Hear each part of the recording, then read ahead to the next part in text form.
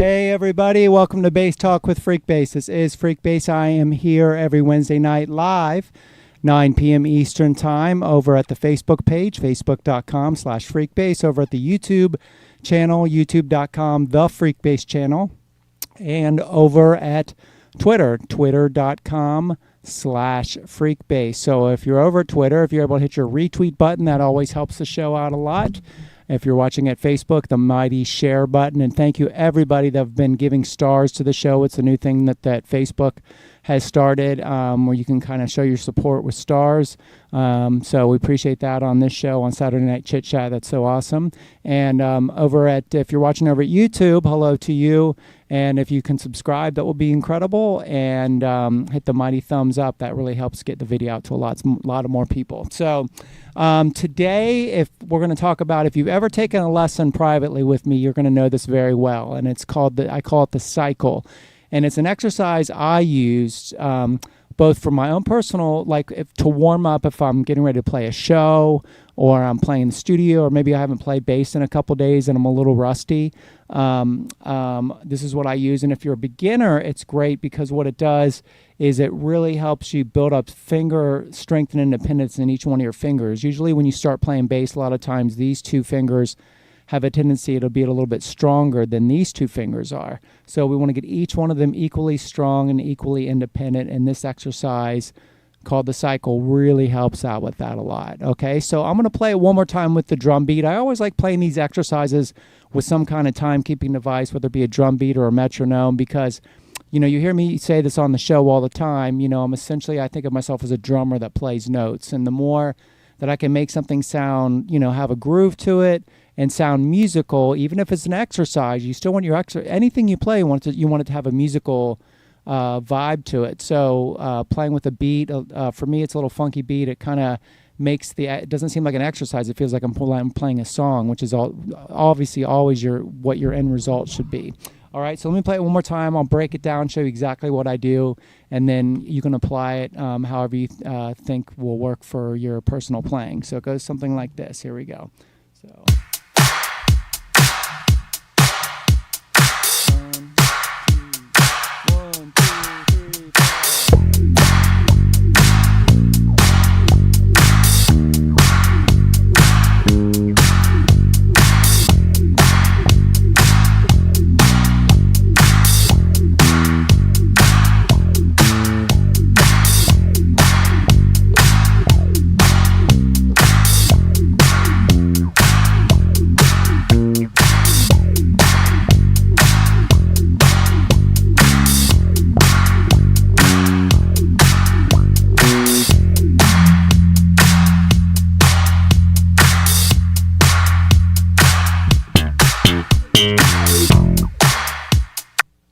Little ending wasn't part of it, but had to give it a little bit of funkiness there at the ending to keep it going. So that is the exercise. So let me show you exactly what I'm doing. It's really, really pretty easy, but it'll really, I've been using this for years and years, and it really, really helps a lot. So what we're doing, we're just playing 1, 2, 3, 4 on our E string. First finger, second finger, third finger, fourth finger. And then all we're doing is we're just repeating that over and over again. But the catch is, each time you start over the next cycle, you're going to be moving your first finger down to the next string. So we'll move our first finger to the A string, 2, 3, 4 on the E, now to the D string, 2, 3, 4 still on the E, now to the G string, 2, 3, 4 on the E as well. Then we're going to start it over again, do the exact same thing, 1, 2, 3, 4, but this time it's going to be our second finger making that little trip. Everything else, including the the first finger, stays on the E string. So each time you start over, the second finger is moving one string down, okay, to the A string, D, and then G string. Then, of course, I'm sure you're figuring this out. We'd start over again, so always starting with 1, 2, 3, 4 on the E, and then we're going to be moving just the third finger to the A string, third finger to the D string, and third finger to the G string. All right, and then finally 1, 2, 3, 4. It'll be our pinky making that little journey.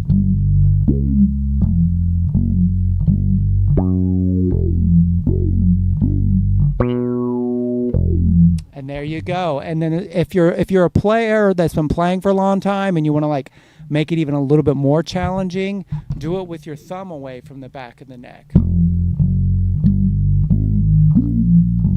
Like that kind of vibe.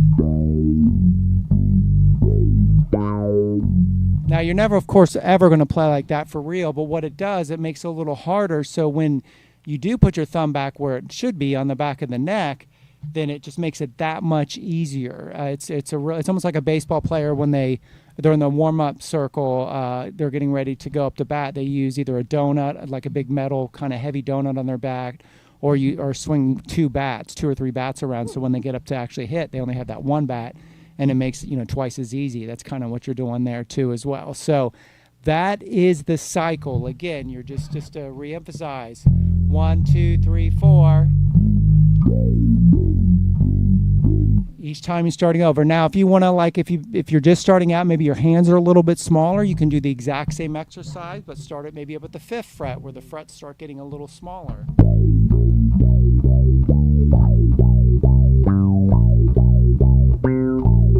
Or even as far up as, say, even the 10th fret.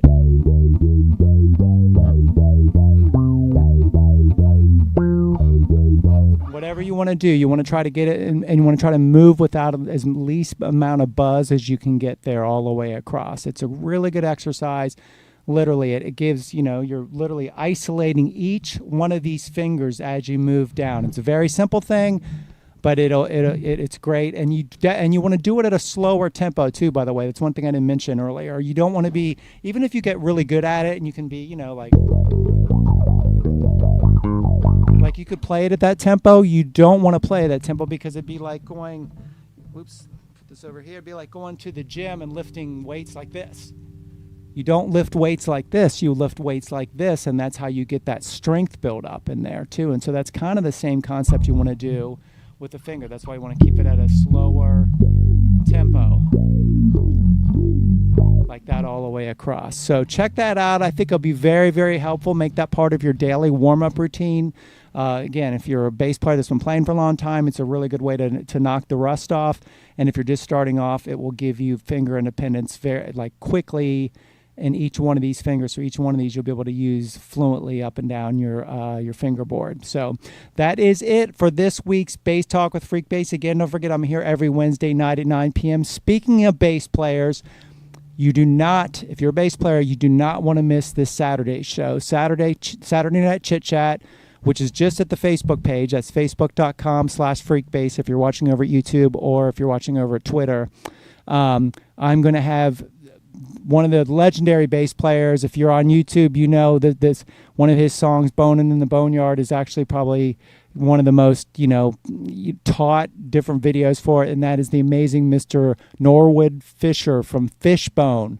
Norwood Fisher from Fishbone is going to be joining me this Saturday night Chit Chat, 9 p.m. Eastern Time, facebook.com/freekbass, FREEKBASS. Come join me there. And, of course, every Thursday night at 9 p.m. Eastern Time and on Saturdays at 10 p.m. Eastern Time. Please join me.